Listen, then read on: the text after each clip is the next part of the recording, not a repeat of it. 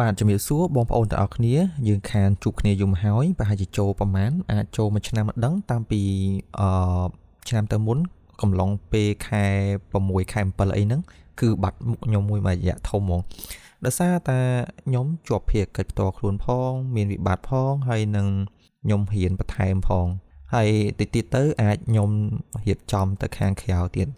ប្រហែលជាទៅនឹងទៅរយៈពេលខ្លីទេហើយខ្ញុំមកខ្មែរវិញហើយ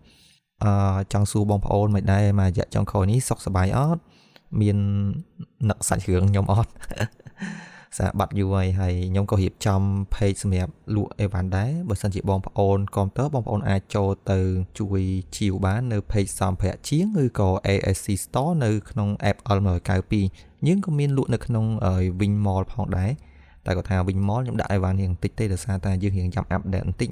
ហើយថ្ងៃនេះដែរខ្ញុំនឹងមានសាច់រឿងមួយអញ្ចឹងខ្ញុំនឹងនាំអ្នកទាំងអស់គ្នាទៅជួបនឹងហេតុការណ៍ពិតមួយដែលកើតឡើងនៅឧទ្យានជាតិ Access ជើងពិតដែលបរិះម្នាក់បានជាប់គាំងនៅក្នុង Quicksand ឬក៏ហៅថាខ្សាច់ភក់តែម្នាក់ឯងនៅក្នុងរយៈពេលជិត10ម៉ោងហើយក្នុងសាច់រឿងនេះតើក្រុមសង្គ្រោះបានប្រើបច្ចេកទេសអ្វីដើម្បីទាញមនុស្សម្នាក់នោះឲ្យចេញពីកម្លាំងបឺតដ៏ខ្លាំងនេះហើយចម្លើយនឹងអាចធ្វើឲ្យអ្នកទាំងអស់គ្នានឹងអាចភ្ញាក់ផ្អើលបានតោះអញ្ចឹងទៅតាមដានសាច់រឿងរបស់យើងទាំងអស់គ្នារឿងនេះគឺការទៅលើបរិះជនជាតិអាមេរិកម្នាក់ដែលមានឈ្មោះថា Austin ដែលគាត់មានអាយុប្រហែលជា30ឆ្នាំគាត់ជាមនុស្សម្នាក់ដែលមានរាងកាយមាំមួននិងមានកម្ពស់ខ្ពស់ហើយកម្ពស់របស់គាត់គឺរហូតដល់1.82 ម៉ែត្រឯណោះហើយចំណង់ចំណូលចិត្តរបស់គាត់គឺគាត់ចូលចិត្តដំណើរផ្សងព្រេងបែបឆ្ងាយៗដើម្បីស្វែងរកតំបន់ដែលមានទេសភាពធម្មជាតិនៅតាមតំបន់ដាច់ស្រយាលដែលមិនសូវមានមនុស្សអ៊ូអរលក្ខណៈថាដូចជាគាត់ដើរផ្សងព្រេងតែឯងរកកន្លែងថ្មីៗអញ្ចឹងណាហើយបច្ចៈមួយទៀតអ្នកទាំងអស់គ្នាផងដែរការធ្វើដំណើររបស់គាត់គឺគាត់ធ្វើដំណើរដោយជ្រើសយកមធ្យោបាយដើរដោយថ្មើរជើងហើយបទពិសោធន៍របស់គាត់គឺគាត់ធ្លាប់ដើរឆ្លងកាត់ចម្ងាយរហូតដល់1200គីឡូម៉ែត្រឯណោះនៅ Arizona ដែលជាផ្លូវដែលវែងនិងលំបាកបំផុតនៅក្នុងបទពិសោធន៍របស់គាត់ដោយក្នុងដំណើរដ៏វែងនេះគឺវាទាមទារនៅកម្លាំងកាយនិងស្មារតីខ្ពស់ផងដែរឥឡូវយើងបានស្គាល់គាត់ច្រើនហើយអញ្ចឹងចូលទៅដល់សាច់រឿងកើតហេតុរបស់គាត់វិញនៅក្នុងថ្ងៃទី6ខែធ្នូឆ្នាំ2025វេលាម៉ោង 10 ព្រឹកលោក Austin បានរៀបចំផែនការធ្វើដំណើរសាមញ្ញមួយដែលមានចម្ងាយត្រឹមតែ20ម៉ាយឬស្មើនឹង32គីឡូម៉ែត្រតែប៉ុណ្ណោះដោយដើរកាត់តាមផ្លូវ Haydock ក្នុងឧទ្យានជាតិ Access National Park ដែលមានទីតាំងស្ថិតនៅប៉ែកខាងជើងនៃរដ្ឋ Utah ក្នុងសហរដ្ឋអាមេរិកហើយនៅពេលដែលគាត់ធ្វើដំណើរនៅតំបន់នោះគឺចំនឹងពេលរដូវរងាដែលជាពេលដែលមិនសូវមានមនុស្សទៅកម្សាន្តនៅកន្លែងនោះទេដំណើរផ្សងព្រេងរបស់គាត់នៅពេលនោះគឺមិនមានអ្វីប្លែកនោះឡើយគ្រប់យ៉ាងគឺមានសភាពធម្មតាហើយគាត់បានបន្ថែមទៀតថាទេសភាពនៅតាមដងផ្លូវនៅទីនោះគឺមានសភាពស្រស់ស្អាតមែនទែនហើយគាត់ក៏បានទាញយកនៅកាមេរ៉ារបស់គាត់ដើម្បីថតទេសភាពក្នុងកំឡុងពេលធ្វើដំណើរហ្នឹងដើម្បីធ្វើជាអនុស្សាវរីយ៍ផងដែររហូតចូលមកដល់ម៉ោង 11:45 នាទីព្រឹកក្នុងថ្ងៃដដែលនោះលោក Austin បានធ្វើដំណើរទៅដល់កន្លែងមួយដែលមានទឹកហូរមួយកន្លែងនៅទីនោះកន្លែងនោះគាត់បាននិយាយថាវាពិតជាមានទេសភាពស្រស់ស្អាតមែនទែនដោយទឹកនៅទីនោះមានសភាពថ្លាអាចមើលឃើញដល់បាតដែលវាអាចធ្វើឲ្យយើងមើលឃើញនៅដុំថ្មតូចៗនិងដីល្បាយខ្សាច់នៅខាងក្រោមទឹកបានយ៉ាងច្បាស់គាត់បានឈប់សម្រាកនៅទីនោះហើយនឹងបានឈរគយគន់ទេសភាពនៅតាមទឹកហូរនោះផងដែរដោយឃើញទេសភាពស្អាតបែបនេះគាត់បានឈប់សម្រាកនិងថតរូបនៅទីនោះជាច្រើនសន្លឹកក្រោយពេលបានឈប់គយគន់ទេសភាពនៅកន្លែងទឹកហូរនេះហើយលោក Austin បានសម្រេចចិត្តធ្វើដំណើរបន្តទៅមុខទៀតដោយឆ្លងកាត់ទឹកហូរនៅទីនោះជំហានដំបូងនៅពេលដែលគាត់ជន់នៅទឹកនេះគឺមានសភាពធម្មតាគឺគ្មានអ្វីកើតឡើងចំពោះគាត់ឡើយ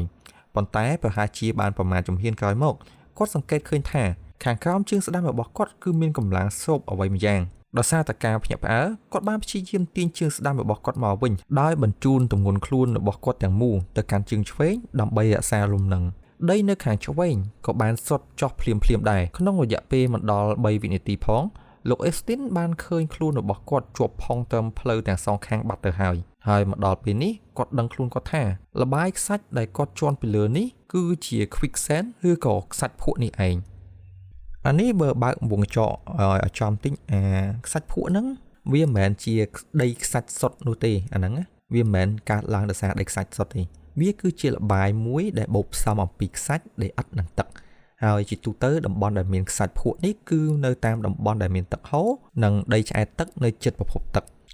ចំពោះខ្សាច់ធម្មតាយើងអាចដើរពីលើវាបានដោយសារតែដីខ្សាច់ហ្នឹងវាមានគ្រាប់ខ្សាច់នីមួយៗវានៅផ្ដុំគ្នាអាចទប់កម្លាំងសង្កត់យើងបាន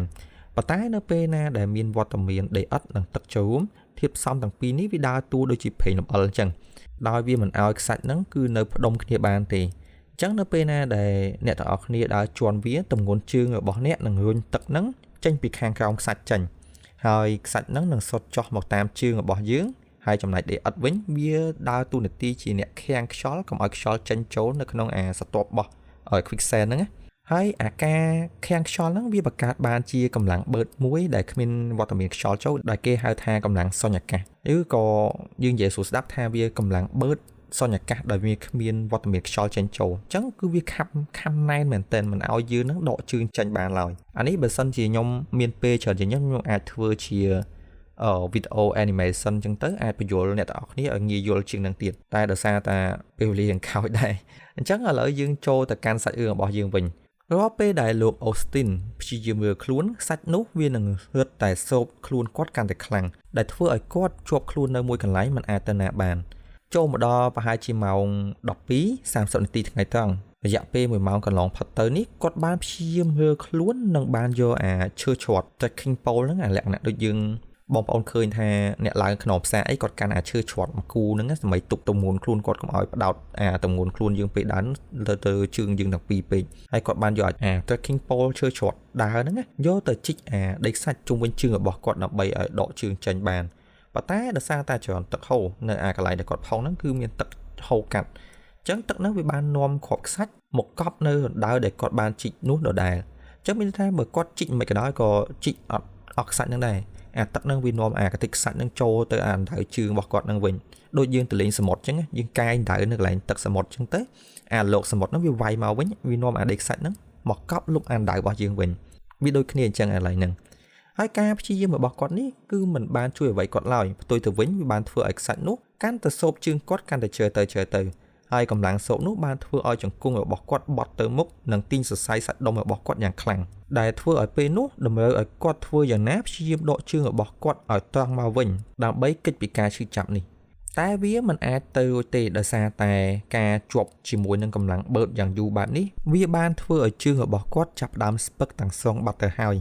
ឃើញដូចនេះគាត់ចាប់ផ្ដើមឈប់រើហើយព្យាយាមសម្លឹងមើលជុំវិញខ្លួនរបស់គាត់អាចថាគាត់អាចប្រទះអ្វីដែលអាចជួយខ្លួនគាត់បានឬក៏អ្នកដំណើរណាមួយដែលអាចឆ្លងកាត់នៅទីកន្លែងគាត់ប៉ុន្តែគាត់ឃើញថានៅជុំវិញរបស់គាត់គឺស្ងប់ស្ងាត់មែនទែនហើយសភាពស្ងប់ស្ងាត់ដំបូងដែលគាត់ឃើញថាវាជាភាពស្រស់ស្អាតពីប្រហែលម៉ោងមុនឥឡូវវាបានក្លាយជាសភាពស្ងប់ស្ងាត់ដ៏គួរឲ្យខ្លាចវិញគឺជុំវិញខ្លួនរបស់គាត់គ្មានអ្វីសោះឡើយក្រៅពីដើមឈើនិងផ្ទាំងថ្មតែប៉ុណ្ណោះចំណែកឯទូរស័ព្ទរបស់គាត់វិញក៏គ្មានសេវាទៅទៀតដោយសារតែអាកាសធាតុកាន់តែត្រជាក់និងចរន្តទឹកហូរកាត់ខ្លួនរបស់គាត់ទៀតនោះរាងកាយរបស់គាត់ចាប់ផ្ដើមចុះត្រជាក់សឹងតែមិនអាចទ្រាំបានពេលនោះគាត់ដឹងថាគ្រោះថ្នាក់នេះមិនមែនជារឿងធម្មតាឡើយគាត់អាចនឹងស្លាប់ដោយសារតែការអត់អាហារឬដោយសារតែចំនួនទឹកភ្លៀងក្នុងករណីណាមួយដែលមានភ្លៀងធ្លាក់នៅតំបន់ជិតនោះវានឹងធ្វើឲ្យកម្ពស់ទឹកដែលហូរកាត់គាត់នេះឡើងខ្ពស់និងពន្លិចគាត់ជាមិនខានពេលនោះគាត់នៅស្ងៀមហើយគាត់ចាប់ដើមគិតហើយនិយាយជាមួយខ្លួនឯងថាបញ្ហាទាំងនេះមិនមែនជារឿងដែលគាត់អាចដោះស្រាយដោយខ្លួនឯងបានទេក្រោយពីការរក្សាខ្លួនក្នុងសភាពស្ងប់ស្ងាត់មួយរយៈនេះវាបានធ្វើឲ្យគាត់លេចចេញនៅដំណោះស្រាយមួយគឺគាត់បាននឹកឃើញថានៅក្នុងសក្តារបស់គាត់គឺមានឧបករណ៍ GPS មួយដែលវាអាចផ្ញើសារទៅក្រុមជួយសង្គ្រោះបានដោយប្រើប្រព័ន្ធ Satellite ដោយមិនពឹងទៅលើសេវាទូរស័ព្ទហើយខ្ញុំឆែកមើលនៅក្នុងប្រវត្តិគាត់ហ្នឹងដែលគាត់ប្រើ GPS តាក់ទងទៅកាន់ក្រុមជួយសង្គ្រោះហ្នឹងគឺជាប្រភេទ Garmin តែគេអត់មានដាក់ model អីតែគាត់គេថាប្រភេទ Garmin ដែលស្រីក្រោយៗហ្នឹងគឺយើងអាចផ្ញើ message ទៅកាន់ក្រុមជួយសង្គ្រោះគេបានណាគេមាន function ហ្នឹងមួយវាពិសេសមែនតើសម័យឥឡូវវាកាន់តែទំនើបណាហើយដូចនេះគាត់បានព្យាយាមវាយសារសុំជំនួយម្ដងមួយអក្សរផ្ញើទៅកាន់ភ្នាក់ងារជួយសង្គ្រោះហើយសាររបស់គាត់ទៅបានខាងក្រុមជួយសង្គ្រោះមួយដែលមានឈ្មោះថា Grand County Search and Rescue ដែលបានឆ្លើយតបសាររបស់គាត់ប៉ុន្តែពួកគេមិនអាចប្រាប់ពេលវេលាមកដល់ជាក់លាក់ណាមួយបានទេដែលធ្វើឲ្យលោក Austin ចាប់ផ្ដើមបារម្ភពីអាការរបស់លោកកាន់តែខ្លាំងគឺភាពត្រជាក់និងបញ្ហាជើងរបស់គាត់ដោយគាត់មិនដឹងថាសន្លាក់របស់គាត់អាចទ្រាំនឹងការបត់បែបនេះក្រោមសម្ពាធយ៉ាងយូរប៉ុណ្ណាមុននឹងសរសៃរបស់គាត់ដាច់នោះទេ ចូលមកដល់ប្រហែលជាម៉ោង2រសៀលគាត់បានឮសំឡេងដ្រូនមួយហោះនៅចំពីលើក្បាលរបស់គាត់ហើយមានសំឡេងមួយបានបន្លឺចេញពីឧបករណ៍ដែលជាប់នឹងដ្រូននោះថាក្រុមជួយសង្គ្រោះអាចនឹងមកដល់ក្នុងរយៈពេល20នាទីទៀតសំឡេងនេះវាបានធ្វើឲ្យលោក Austin មានអារម្មណ៍ថាធូរស្បើយភ្លាមៗកន្លែងនេះអ្នកនរគ្នាអាចនឹងឆ្ងល់មួយទៀតថាហាមិនមកជួយគ្នាភ្លាមទៅចាំបាច់យកដ្រូនមកមុនទៅអីនាំតែខាតពេលហ្នឹងតាមពិតទៅកន្លែងដែលលោក Austin ជាប់ខ្លួនហ្នឹងគឺជាតំបន់ដែលមានស្ថានភាពផ្លូវលំបាកគឺមានជួរភ្នំផ្ទាំងថ្មខានចែកគ្នាអញ្ចឹងណាអញ្ចឹងរថយន្តធម្មតាมันអាចធ្វើដំណើរបានទេហើយការបញ្ជូនដ្រូនទៅមុននេះវាអាចដឹងពីស្ថានភាពគ្រោះថ្នាក់របស់លោក Austin ថាក្រុមសង្គ្រោះទៅការឧបករណ៍អ្វីដើម្បីដោះស្រាយបញ្ហារបស់គាត់ហើយក៏ដើម្បីស្វែងរកទីតាំងជាក់លាក់របស់គាត់ផងដែរបកទៅក្រុមសង្គ្រោះយើងវិញនៅពេលដែលគេយល់ពីស្ថានភាពរបស់លោក Austin ពួកគេបានរៀបចំឧបករណ៍មួយចំនួនដូចជាក្តារបន្ទះប៉ែលម៉ាស៊ីន jetting និងរបស់ផ្សេងទៀតប៉ុន្តែការទៅដល់កន្លែងរបស់លោក Austin គឺមិនងាយស្រួលនោះទេដោយដែលយើងនិយាយមុននឹងអញ្ចឹងដូចនេះពួកគេទៅប្រើប្រាស់រថយន្តកែច្នៃដែលមានកម្លាំងខ្លាំងនិងមានលក្ខណៈពិសេសសម្រាប់ពុះពៀក្នុងស្ថានភាពលំបាកដើម្បីចូលទៅកាន់ទីនោះហើយនៅពេលដែលក្រុមសង្គ្រោះទៅដល់ពួកគេបានឃើញថាលោក Austin គឺគាត់មានសភាពស្លេកស្លាំងខ្លាំងមែនទែនហើយមិនបង្អង់យូរពួកគេបានយកក្តារបន្ទះមកតម្រៀបជាជួរដើម្បីដើរចូលទៅកាន់លោក Austin ហើយការដាក់ក្តារបន្ទះបែបនេះគឺដើម្បីបែងចែកទម្ងន់ខ្លួនឲ្យស្មើនៅលើ quicksand នៅពេលដែលពួកគេដើរឆ្លងទៅជិតលោក Austin គេឃើញថាខ្សាច់បានសោបយកខ្លួនរបស់គាត់ត្រឹមចង្កេះបាត់ទៅហើយដូចនេះពួកគេមិនអាចប្រើកម្លាំងចាប់ទាញគាត់បានឡើយបើក្រុមសង្គ្រោះប្រើវិធីសាស្ត្រចាប់ទាញដោយប្រើកម្លាំងដូចជាការចងខ្សែឬទាញគាត់ចេញពីភក់នោះវានឹងធ្វើឲ្យខ្លួនរបស់លោក Austin ដាច់ជាពីរមិនខានវេលាម៉ោង 3:15 នាទីរសៀលក្រុមសង្គ្រោះបានសម្រេចចិត្តប្រើវិធីសាស្ត្រមួយដែលគេហៅថា jetting ដោយប្រើម៉ាស៊ីនបាញ់ទឹកឬខ្យល់ចូលទៅកាន់ក្នុងខ្សាច់ភក់នោះនៅតាមបណ្ដោយជើងរបស់លោក Austin គោលបំណងគឺដើម្បីពង្រាវខ្សាច់នោះឲ្យរាវកាន់តែខ្លាំងនិងបំបែកកម្លាំងសុញ្ញអាកាសដោយការប្រើខ្យល់លាយជាមួយទឹកកម្លាំងទឹកនិងខ្យល់ដែលបានបាញ់ចេញពីម៉ាស៊ីនវាបានកកិតជាមួយនឹងខ្សាច់និងសាច់របស់គាត់ដែលធ្វើឲ្យលោក Austin គាត់សែកធ្ងោជាមួយនឹងភាពឈឺចាប់នេះជាខ្លាំងអាហ្នឹងវាត្រូវដោយសារតែម៉ាស៊ីន jetting ហ្នឹងវាខ្លាំងដូចយើងបាញ់លូក៏បាញ់លាងម៉ូតូអញ្ចឹងហើយកាលណាដែលយើងបាញ់ទឹកទៅវាប៉ះមួយខ្សាច់ទៀតអាក្រក់ខ្សាច់ហ្នឹងវាកកិតមួយខ្សាច់យើងគឺឈឺខ្លាំងមែនតើអាហ្នឹងដូច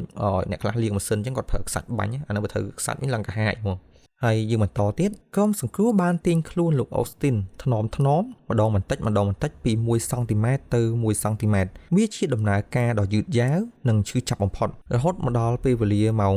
4:45 នាទីល្ងាចសំឡេងហូររបស់ក្រុមអ្នកជួយសង្គ្រោះបានពន្លឺឡើងគឺដោយសារតែពួកគេបានជួយលោក Austin ចេញពីភក់បានសម្រេច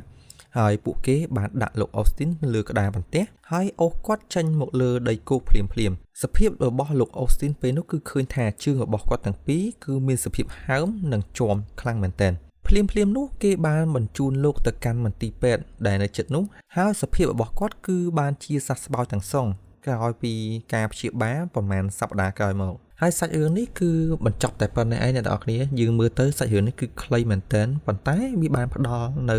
មេរៀនឲ្យយើងច្រើនណាដូចជាការសុំជំនួយឬការជួយសង្គ្រោះអំពីខ្សាច់ភក់នឹង